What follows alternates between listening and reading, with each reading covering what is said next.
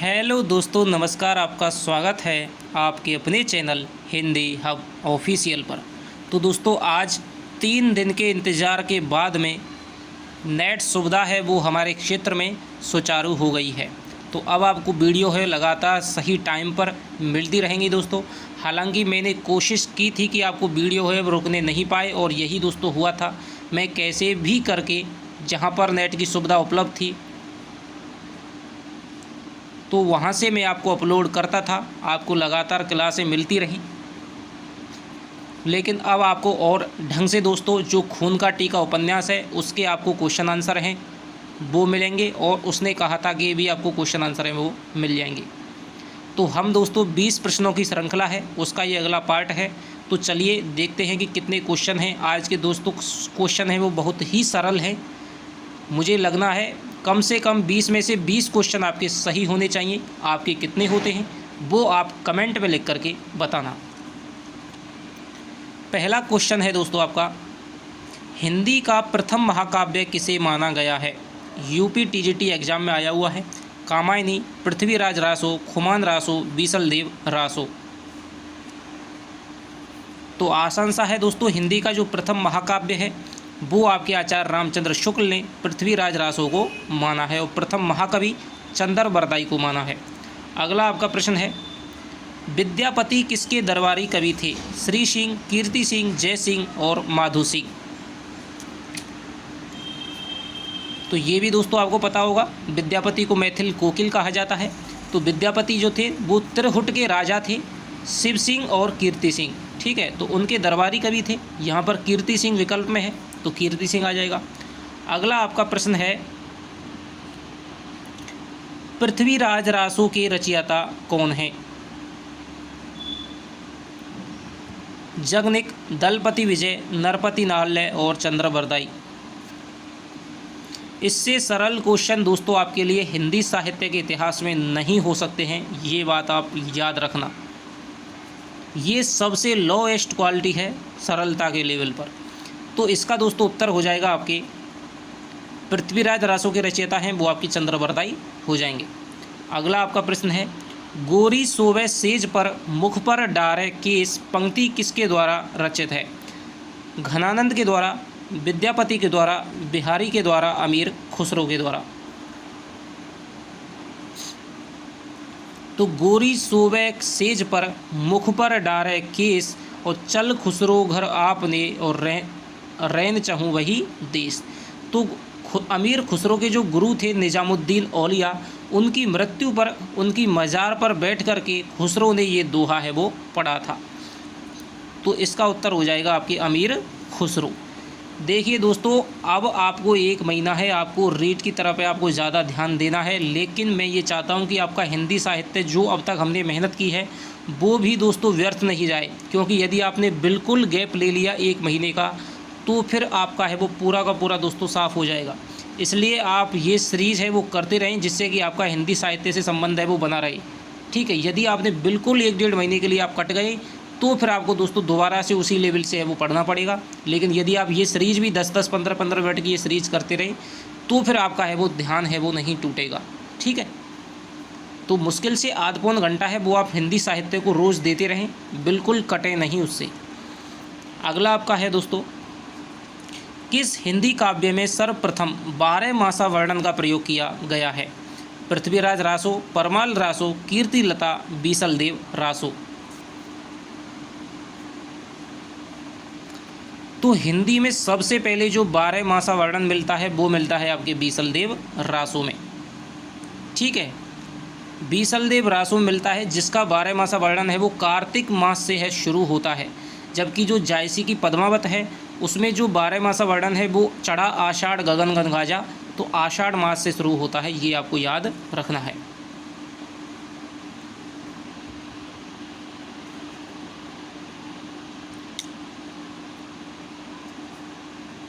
बीसलदेव रासो की नायिका का नाम क्या है? देखिए दोस्तों कितना सरल आसान सा ऊपर से बिल्कुल क्वेश्चन है। आपके स्कूल लेक्चरर 2016 में ये प्रश्न है वो आया है। पद्मावती, दुर्गाबाई, राजमती और मारवाणी। तो इसका जो उत्तर हो जाएगा वो हो जाएगा आपकी राजमती। तो जो भी रासों की रचनाएं हैं, जो भी आपकी सूफी काव्य धारा की रचनाएं हैं, वो किसने लिखी हैं और उनकी नायिका क्या है दोस्तों, वो आपको याद रखना है। मारवाड़ी जो नायिका है वो ढोला मारोरा दूहा की है। पद्मावती जो नायिका है वो आपके पद्मावत की है। राजमती है वो आपके बीसलदेव रासो नरपति नालय की है। दुर्गावती कोई नायिका नहीं है। भल्ला हुआ जू मारिया बहिनी मारू कंत और लज्जे जम तू वैसी कहूँ जय भग्गा घरू अंत, किसकी पंक्ति है? हेमचंद्र, डोम्बिपा, लुइपा और सरपा। तो ये जो पंक्ति है दोस्तों 11वीं 12वीं की जो मैंने पुस्तक आपको पढ़ाई थी उसमें स्पष्ट रूप से दे रखी है और ये पंक्ति है आपके हेमचंद्र की। ठीक है, शब्दानुशासन अपभ्रंश के व्याकरण के आपके रचयिता माने जाते हैं। भल्ला हुआ जू मारिया बहनी मारो कंत, और यूपी टीजीटी एग्जाम में ये पूछी जा चुकी है। तो 11वीं 12वीं की जो पुस्तक मैंने आपको पढ़ाई है दोस्तों, ओनली 20 क्लास हैं उसकी। 20 क्लास आधा 40-40 मिनट की है। ठीक है, 30-35 मिनट की हैं, कुछ तो 20-25 मिनट की हैं। तो उनको आप देख लीजिएगा बिल्कुल, जिससे कि आपकी रेगुलरिटी है वो भी आपकी बनी रहेगी। और उस किताब को पढ़ने के बाद में आपको इतना दोस्तों एहसास हो जाएगा कि कितना हमें, कितनी गहराई के साथ में हमें पढ़ना है।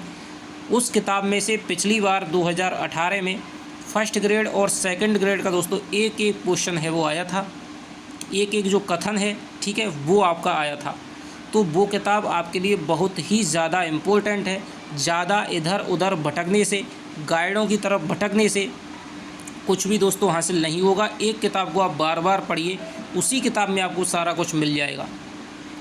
अगला आपका प्रश्न है, आदिकाल को अपभ्रंश काल किसने कहा है?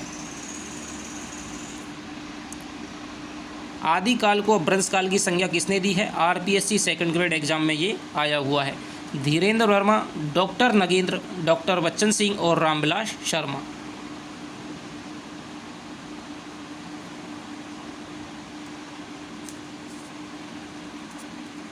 बताइए दोस्तों, आदिकाल का अपभ्रंश काल नामकरण किसने किया है? तो मैंने आपको सारे नामकरण दोस्तों बता दिए थे। तो आदिकाल को अपभ्रंश काल कहने वाले हैं आपके धीरेन्द्र वर्मा।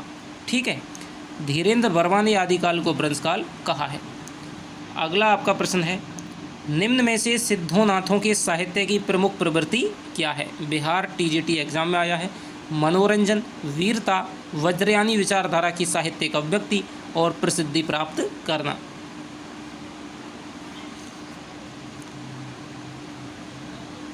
तो इसमें दोस्तों ज़्यादा मगजमारी करने की कोई आवश्यकता है ही नहीं। ऑप्शन आपका सीधे सीधे दिख रहा है कि जो सिद्ध और नाथ थे वो आपके बौद्ध धर्म के वज्रयान शाखा का प्रचार करने के उद्देश्य से सिद्ध साहित्य और नाथ साहित्य की है वो रचना हुई थी।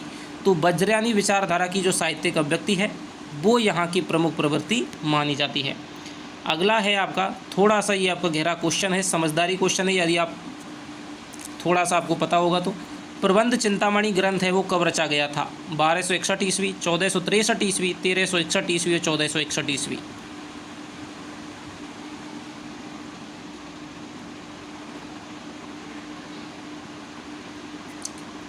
तो दोस्तों प्रबंध चिंतामणि जो ग्रंथ है वो आपके 14वीं शताब्दी की रचना है। और 14वीं शताब्दी यदि हम बोलेंगे तो इसमें एक ही ऑप्शन निकल के आ रहा है, 1361 ईस्वी। ठीक है, तो भले ही आपको डेट नहीं पता और पीछे की आपकी रचनाओं को आपको डेट वगैरह है, सन आपको याद नहीं करनी है, लेकिन उनकी आपको शताब्दी है वो याद रखनी है कि भाई 1300, ठीक है, कि 14वीं शताब्दी की रचना है या फिर ये 13वीं शताब्दी की रचना है। तो ये आपको है वो याद रखनी है। तो 1361 ईस्वी में ये आपका प्रबंध चिंतामणि ग्रंथ है वो लिखा गया था। अवघड़ पंथ का संबंध वो किससे है? जैन संप्रदाय से, नाथ पंथ से, रसिक संप्रदाय से, वैष्णव मत से।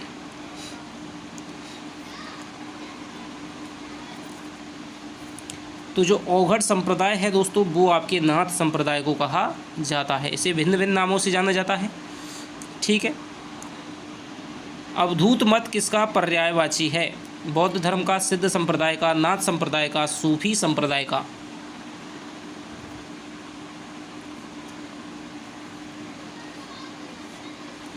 तो दोस्तों जो अवधूत मत है वो आपके नाथ संप्रदाय का पर्यायवाची है। नाथ संप्रदाय को अवधूत मत, ठीक है, सिद्ध मार्ग, सिद्ध मत इत्यादि नामों से है हजारी प्रसाद द्विवेदी ने पुकारा है। अगला है आपका पृथ्वीराज रासो को सर्वथा अप्रमाणिक मानने वाले विद्वान हैं मिश्र बंधु, कर्नल टॉड, हीराचंद ओझा और रामचंद्र शुक्ल।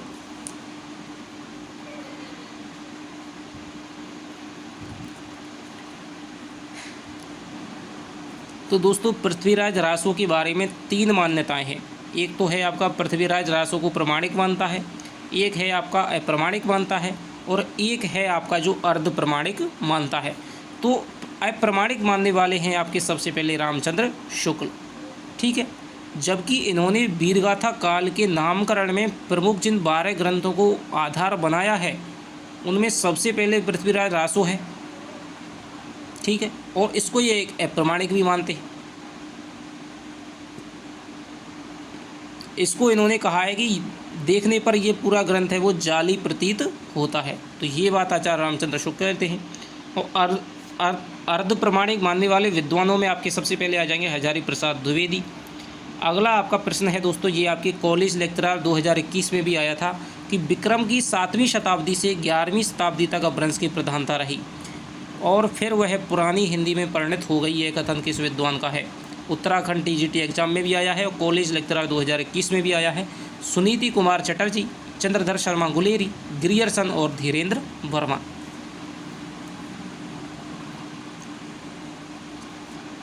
तो यदि आप थोड़ा सा आप ध्यान देंगे तो आप आसानी से इस क्वेश्चन को कर सकते हैं, भले ही आपको नहीं पता है कि ये कथन किसका है। तो विक्रम की 7वीं शताब्दी से 11वीं शताब्दी तक अपभ्रंश की प्रधानता रही और फिर वह पुरानी हिंदी में परिणत हो गई। तो अपभ्रंश भाषा को दोस्तों पुरानी उत्तर अपभ्रंश को पुरानी हिंदी कहने वाले कौन से विद्वान हैं? वो है आपके चंद्रधर शर्मा गुलेरी, ठीक है।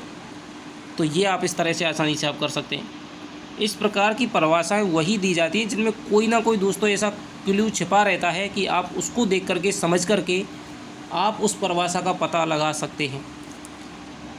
पौमचर्यु के रचयिता हैं, जैसे कि मान लीजिए अब आदिकाल के बारे में कोई परिभाषा आ रही है, ठीक है, तो आदिकाल पे सर्वाधिक जो विस्तार से विवेचन और विश्लेषण जिन्होंने किया है, सर्वाधिक लिखा है, वो आपके लिखा है हजारी प्रसाद द्विवेदी ने और रामकुमार वर्मा ने सिद्ध और सामंतों पर लिखा, नाथों पर लिखा है, ठीक है। तो यहाँ से आपके चांस ज़्यादा बनते हैं। आचार्य रामचंद्र शुक्ल ने तो इनको केवल एक सांप्रदायिक शिक्षा मात्र कह करके नकार दिया है, सिद्ध संप्रदाय और नाथ संप्रदाय को हैं। और यदि विद्यापति पर कोई पंक्ति आ रही है तो आपके डॉक्टर बच्चन सिंह ज़्यादा लिखते हैं। और तो इस तरह से आप जो फेमस पंक्तियाँ हैं वो तो हैं ही हैं, लेकिन यदि और भी कोई पंक्तियाँ पूछी जा रही हैं तो वो आप ऐसे आप लगा सकते हैं। तुलसीदास पर कोई विशेष पंक्ति आ रही है तो वो आपके तुलसीदास, सूरदास पर, जायसी पर, तो या तो वो आपके आचार्य रामचंद्र शुक्ल की हो जाएगी, या फिर जायसी पर आई है तो आपके विजयेंद्र देव नारायण शाही की हो जाएगी। तो इस तरह से दोस्तों है भिन्न भिन्न कालों पर, भिन्न भिन्न रचनाकारों पर कुछ एक आलोचकों ने, इतिहासकारों ने विशेष रूप से अध्ययन किया है। अगला आपका प्रश्न है, मैं पौमचर्यु के रचयिता हैं। DSSB PGT एग्जाम में आया वो क्वेश्चन है। पुष्पदंत, धनपाल, अब्दुल रहमान, स्वयंभू।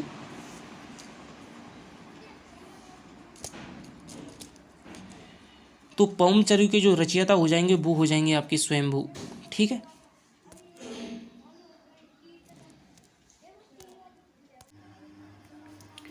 अगला आपका प्रश्न है, मैं हिंदुस्तान की तूती हूँ, जो भी मुझसे कुछ पूछना है तो हिंदवी में पूछो। यह कथन किस लेखक का है? लल्लू लाल, इंसा अल्लाह खां, अमीर खुसरो और भारतेंदु हरिश्चंद्र। मैं हिंदुस्तान की तूती हूँ, जो कुछ मुझसे पूछना है वो आप हिंदवी में पूछो। यह कथन किस लेखक का है? लल्लू लाल, इंशा अल्लाह खां, अमीर खुसरो, भारतेंदु हरिश्चंद्र। तो ये जो आपका कथन है दोस्तों वो आसानी से आप पता लगा लिया होगा, आपका अमीर खुसरो का है। ये आपके इस बार का जो UGC नेट का एग्ज़ाम है, बहुत बार कई एग्ज़ामों में आया है और इस बार का जो UGC नेट का एग्ज़ाम लगा था उसमें भी ये कथन आया था। और उसमें दोस्तों ये कथन उसका गलत था। क्या दिया था कि मैं हिंदुस्तान की तूती हूँ, जो भी मुझसे पूछना है आप फारसी में पूछो। तो ये बात है वो उन्होंने कही थी, जो कि वहाँ पर गलत था ये ऑप्शन। अगला आपका प्रश्न है, आदिकाल के काव्यों की प्रधान भाषा थी। उत्तराखंड TGT एग्जाम में आया हुआ है। प्राकृत, पाली, डिंगल पिंगल मिश्रित, खड़ी बोली।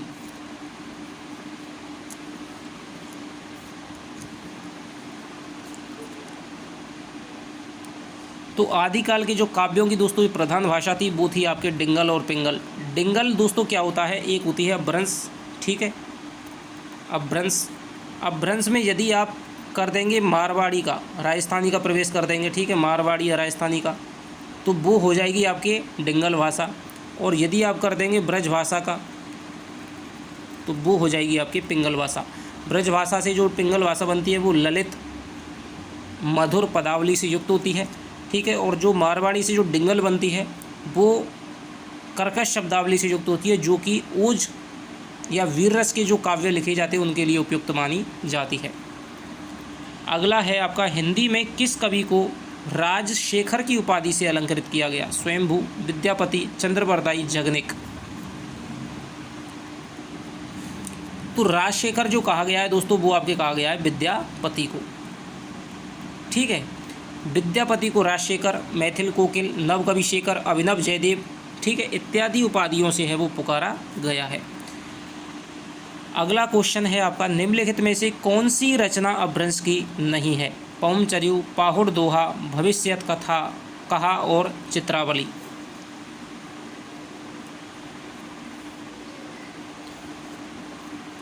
तो दोस्तों पौमचर्यु है वो आपके स्वयंभू की है, अपभ्रंश की है, आपके 8वीं शताब्दी की है। पाहुड़ दोहा आपके 9वीं शताब्दी की मुनि राम सिंह की है। भविष्यत कथा 10वीं शताब्दी की आपके धनपाल की है। लेकिन जो चित्रावली है वो आपकी असायत की मानी जाती है, जो कि एक सूफी काव्य धारा की रचना है, ठीक है। तो ये रचना है वो आपके आदिकाल की ना होकर के भक्ति काल की मानी जाती है। रडमल छंद के रचयिता कौन है? भट्ट, केदार, जोइंदू, मधुकर कवि और श्रीधर। तो रडमल छंद की रचयिता हैं वो आपके हो जाएंगे दोस्तों श्रीधर, ठीक है। श्रीधर ने रडमल छंद की रचयिता की थी। तो ये हो गए दोस्तों आपके 20 प्रश्न। आशा करता हूँ कि आपको ये प्रश्न पसंद आए होंगे और लगभग आपके सभी के 20 में से 20 प्रश्न दोस्तों सही हुए होंगे, ठीक है। 19 यदि एक आध गलत हो गया है गलती से तो कोई दिक्कत नहीं है, लेकिन ये कोशिश कीजिए कि हाँ बार बार रिवीजन लगाते रहिए, जिससे कि हमारा जो स्कोर यदि यहीं पर दोस्तों अच्छा नहीं आ रहा है इतने सरल क्वेश्चनों में, जो कि पिछली बार के पूछ लिए गए और आपने भी कहीं ना कहीं पढ़ लिए होंगे, ठीक है। कोई भी टीचर पढ़ाता है तो इन चीज़ों पर बहुत ज़्यादा फोकस करता है कि पिछले पेपर में कौन कौन से क्वेश्चन आए हुए हैं। तो यहीं पर यदि हमारे नहीं आ रहे हैं दोस्तों तो पेपर में फिर आप भूल जाइए, ठीक है। तो हमें पहली बार में दोस्तों मेहनत इतनी लेकर के चलनी है, क्योंकि इस बार है वो साहित्य दोस्तों आपका इतनी गहराई से और विपुल आने वाला है, ये बात आप याद रखना, ठीक है। क्योंकि जो भी आपकी पुस्तकें हटा दी गई हैं उनकी जगह पर आप साहित्य के प्रश्न ही आपके आएंगे, कुछ एक ग्रामर के प्रश्न आएंगे। तो साहित्य को दोस्तों बहुत अच्छी तरह से पढ़ना, कुछ नहीं है दोस्तों, आपकी एक किताब है मुश्किल से। आधुनिक काल है बराबर आपके पिछले जो तीनों काल हैं बराबर के हैं दोस्तों। आदिकाल, भक्ति काल और आपका जो रीति काल है ये तो एक तरफ है, और जो आधुनिक काल है उसका दोस्तों जो गद्य खंड है, ठीक है, वो आपका एक तरफ है। लेकिन आपके लिए सुविधा ये कर दी गई है कि सेकंड ग्रेड में गद्य खंड की केवल 5 विधाएं और 5 युग ही आपके पद्य भाग के लगाए हुए हैं, तो केवल 10 युग हैं, तो आपका बराबर का हो जाएगा, ठीक है। तो इन्हें हमें ढंग से पढ़ना है और बार बार दोस्तों रिवीजन करना है।